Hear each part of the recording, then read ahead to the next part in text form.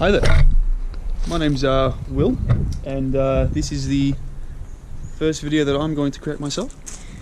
Today I'm going to be showing you through this big boy here. His name is Jake. Not many of you would have seen him before, but he is on the front page of the YouTube channel. You might have known.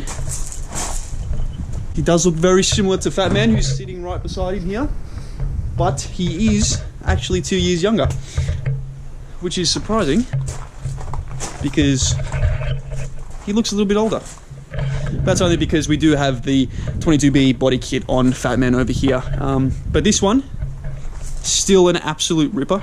So this one is a 1999 Subaru WRX, just a base WRX, not limited, not STI or anything, but it has been built basically from the ground up by a man in his backyard, and we bought Jake about a year and a half ago now, and still haven't raced him, so that's great.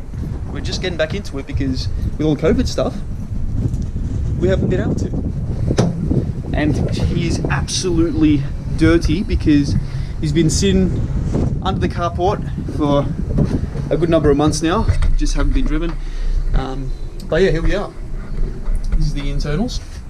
In the midst of everything here, we were in the middle of doing a battery relocation into the cabin here. Got fully 6-point harness in the chair there. A lovely AGI roll cage just bolted straight to the chassis. Got the boost gauges and all the gauges there. 5-speed gearbox. In Fat Man we do have a 6-speed from the 2004 STI, so it's the stronger box, but this one still runs really well. Basic internals, this one's been pretty much stripped to the bone, so I'm pretty sure it's only about 1,200 kilos, so it's light as hell. You can feel it when you hit about 4,500 RPM, 3,000 RPM, it absolutely flies.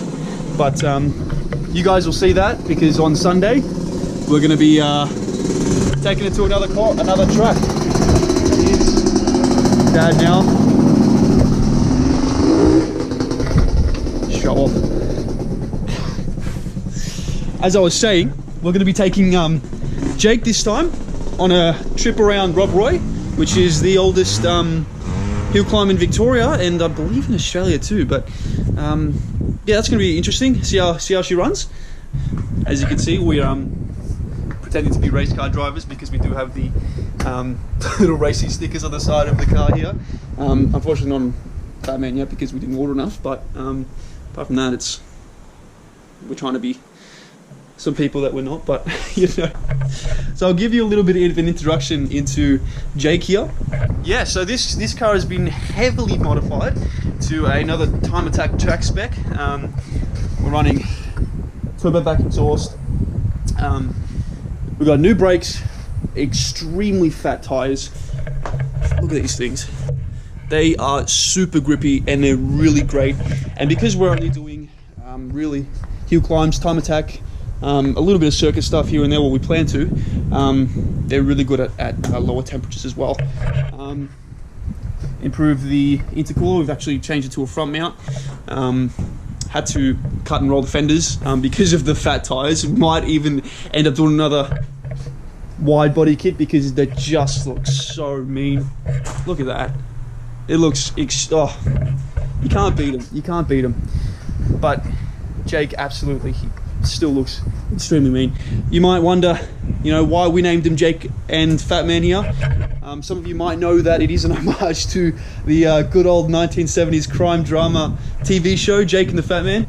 Yeah, so Jake, today he's going to get the wash of his life because he's been sitting under here for the past couple of months, and we're not actually sure, we haven't dynoed it yet, so we're not sure what numbers it's running, but Jake absolutely pulls.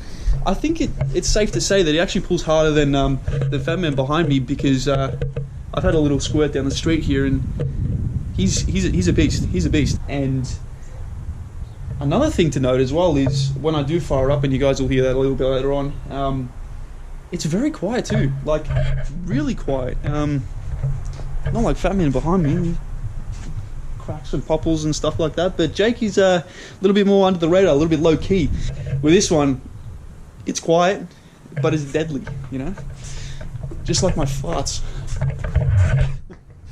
But yeah, as you can tell, we're running custom D2000 rims here, which just by chance fit perfectly for these front calipers here. They actually have only about a couple mil of clearance between the rim and the caliper. As you can see, it has scratched a little bit before because we do have another set of rims we did put on it, but they didn't fit. So we're extremely lucky to get these rims, and obviously the gold color as well. So it's a nice classic Subaru kind of rally look to it too. So we have to roll and cut the fenders too to fit those tires in as well. But really today the plan is just going to get her out, wash her, give her a run, might give her a quick service before we go to Rob Roy. So that should be interesting. I think we're going to take her out on Sunday. So expect a video in the coming days too. But for now, she's going to look mean for here, and she's going to be clean in about a couple hours time. So I'll keep you updated.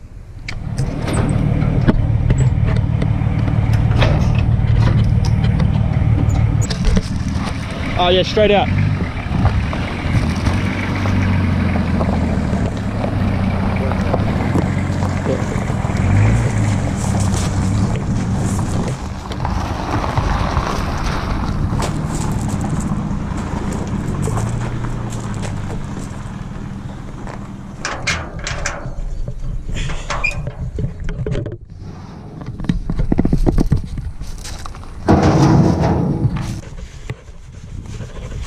This is a lot harder doing one-handed.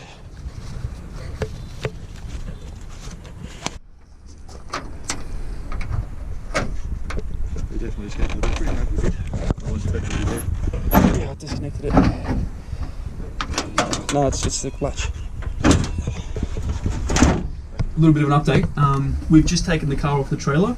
It's rolled back now, and I think we have a little bit of a power steering leak. Tell, but it's on the trailer just there. We'll try and fix that up. It's not really that much of an issue at the moment, but yeah, we'll see how we go. Just going to try and start it again because it hasn't been started in, as I said before, a couple months. Alright guys, I'll just give you a quick warm up for how we actually start the car here. It is a little bit different starting a regular car, but that's because it does have a lot more safety features built in. So it feels like you're starting a spaceship. It's honestly the coolest thing. So yeah, here we go. So that's the battery prong, and it's really just as simple as a push button start. So here we go.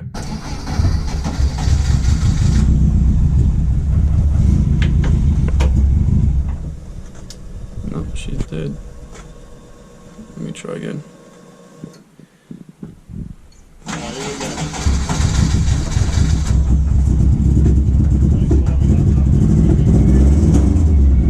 After its winter slumber.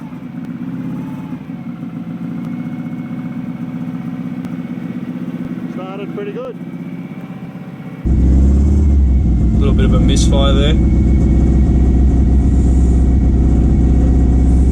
Very fresh. You can smell the 98.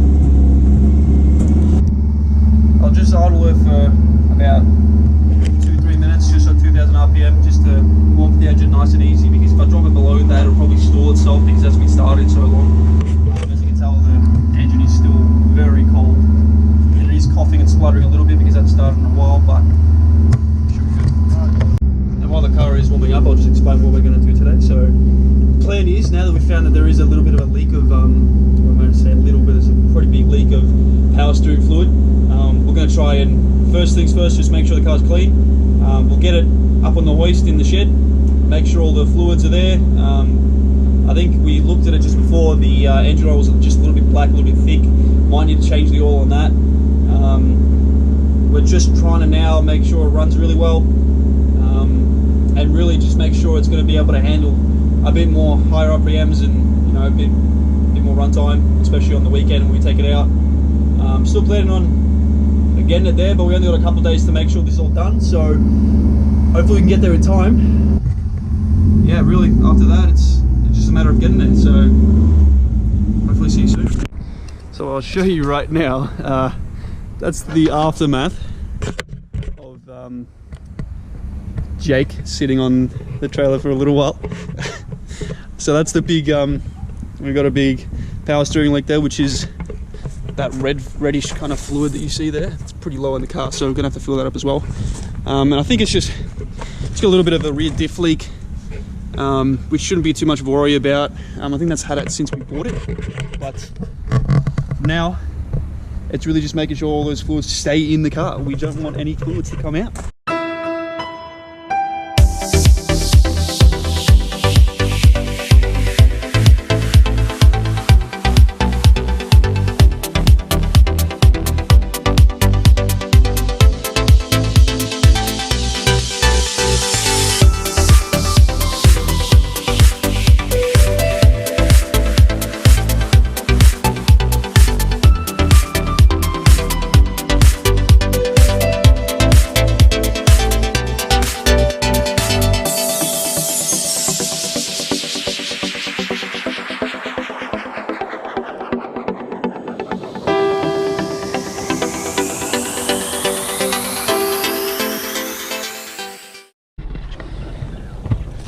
And she is clean. Hi there. Look at that, absolutely brand spanking clean. Hopefully she runs a little bit better now. Okay.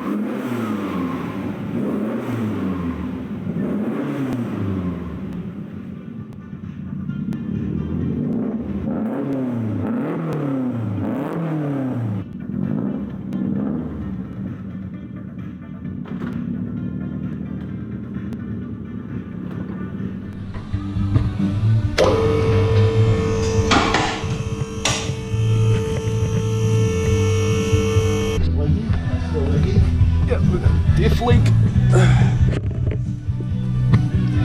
So that's the bolt that's broken there. Yeah. And it's just leaking through that gasket there. CV joint's looking still pretty good. No issues there. A little bit of an exhaust leak there as well. This has got the brand new gearbox in it, yes? Yeah. Brand new gearbox. The clutch. Okay, here we go. Everything. Where is it? Alright. So the power steering rams. Yeah. That's the hoses that come from the power steering pump. Yep. And it's leaking. Straight Looks like down. it's leaking on this joint here. Is that just a tightening thing, or? We'll try tightening. Let's see how it goes. Just want to check everything else.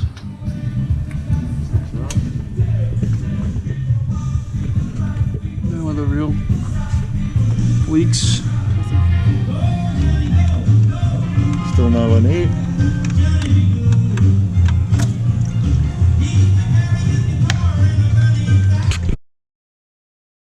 All right, guys. Took a while, but we finally did it. So we did the full service on the GC8 here. Jake, he's just outside sitting here waiting.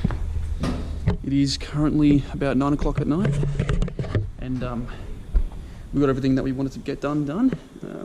That power steering leak was minor. We had to tighten it a little bit because it was one of the valves that was just leaking. It still is leaking a little bit, but there wasn't really anything more we could do about it without taking out the entire housing. So it should be fine for race day, but it will need to be fixed at some later stage. In regards to everything else, we changed the oil completely because that hasn't had a change in a long time.